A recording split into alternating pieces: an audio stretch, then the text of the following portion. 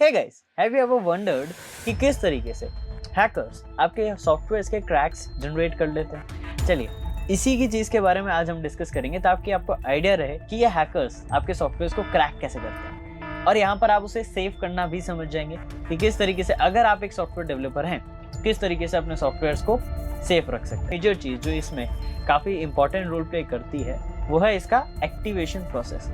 आपके सॉफ्टवेयर के crack version में डिपेंड करता है कि आपका जो ओरिजिनल सॉफ्टवेयर का प्रो वर्जन है उसका एक्टिवेशन प्रोसेस किस तरीके से है। ऑनलाइन एक्टिवेशन है, ऑफलाइन एक्टिवेशन है या सिर्फ एक प्री एक्टिवेटेड उसका सॉफ्टवेयर फाइल है, ये बहुत मैटर करता है क्योंकि ऑनलाइन के अंदर यहाँ पर सर्वर साइड कोड डाला जाता है एंड ऑफलाइन के अंदर एम्बेडेड जो कोड है सॉफ्टवेयर के अंदर उसका यूज करा जाता है। अब अगर ऑफलाइन वेरिफिकेशन है तो इजीली एक टेक्निक है जिससे ये बाईपास करा जा सकता है, वो है रिवर्स इंजीनियरिंग। अब रिवर्स इंजीनियरिंग एक अटैकर या हैकर परफॉर्म करता है आप ही के सॉफ्टवेयर को क्रैक करने के लिए। यहाँ पर वो आपके सॉफ्टवेयर को एनालाइज करता है, उसकी डिसअसेंबलिंग करता है ताकि हर एक पीस ऑफ कोड को वो अंडरस्टैंड कर सके और वहां पर वो पीस ऑफ कोड समझ सके जहां पर ऑफलाइन एक्टिवेशन अप्लाई हो रही है, ताकि वो मैकेनिज्म को समझ पाए एंड वहां पर लूपहोल निकाल के या उसके अंदर चेंजेस करके प्री कंपाइल कर दे एंड इसका क्रैक जनरेट कर दे या फिर उसका प्रो वर्जन या प्रीमियम वर्जन को एक्सेस कर पाए।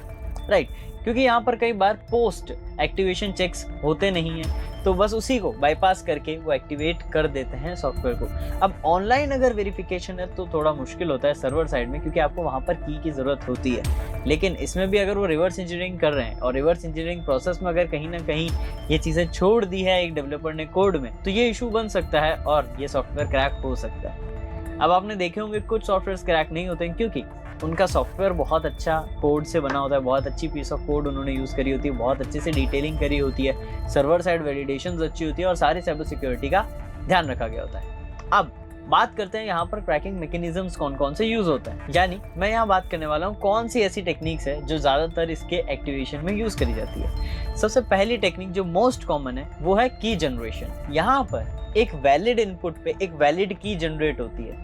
अब आपने रियल में वो सॉफ्टवेयर कंप्लीटली खरीदा, अपने ईमेल को रजिस्टर करा, उससे एक की जनरेट हुई तो एक अटैकर की जनरेशन मैकेनिज्म को चेक करता है कि इस ईमेल आईडी से ये की जनरेट हुई है तो एल्गोरिदम पता करने की कोशिश करता है एंड उसी एल्गोरिदम से फर्दर की जनरेट करता है। जिस तरीके से अगर आपको इनपुट देते हैं तो उसके अकॉर्डिंग आपके लिए बेटर की जो यहाँ पर वर्क करती है उस एल्गोरिदम को क्रैक कर सके वो की इम्प्लीमेंट कर दी जाती है। सेकेंड मोस्ट कॉमन अटैक होता है जंप कंडीशंस। जंप कंडीशंस क्या होता है? देखिए क्या होता है कि आप जब एक सॉफ्टवेयर में एक पीस ऑफ कोड अप्लाई करते हैं तो कंडीशन नेक्स्ट आती है कि जब एक एक्टिवेशन कोड अप्लाई कर दिया गया तो ये पोस्ट एक्सप्लॉइटेशन की ये एक्सेस उसको तब मिलना चाहिए कि जब वो एक की के बाद एक सेट ऑफ कोड रन होगा या सेट ऑफ फीचर्स आपके लिए अनलॉक होंगे।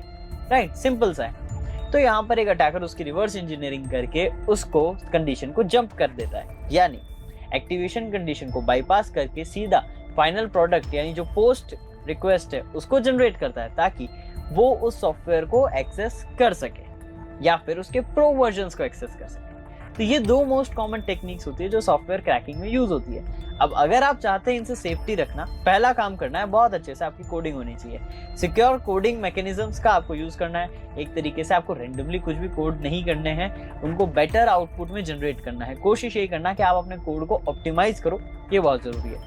फिर उसके बाद कोड रिव्यूइंग अच्छे से होनी चाहिए एंड उस पर सिक्योरिटी टेस्टिंग अच्छे से होनी चाहिए। अगर सिक्योरिटी टेस्टिंग अच्छे से नहीं होती है तो यहाँ पर इसके क्रैकिंग के चांसेस बढ़ जाते हैं। तो ये चीज़ें हैं जिससे आप इनसे सेफ रह सकते हैं। और आज की इस वीडियो में आपने जान लिया कि किन ज़्यादातर टेक्निक से ये सॉफ्टवेयर क्रैक करे जाते हैं। सो होप आपको सारी चीज़ें क्लियर हो। मैं मिलूंगा आपसे अब नेक्स्ट वीडियो में और amazing informative and knowledgeable content के साथ।